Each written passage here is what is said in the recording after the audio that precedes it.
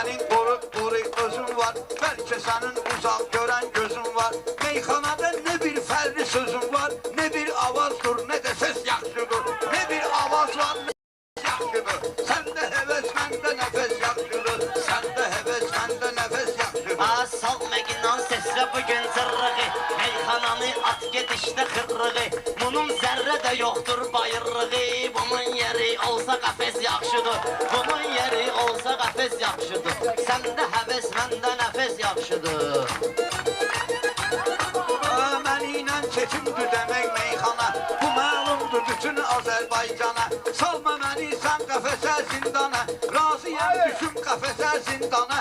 Nazor verməyəndə firəs yaxşıdır, nazor verməyəndə firəs yaxşıdır. Səndə nəfəs, məndə həvəs yaxşıdır. Sən neyniyərsən?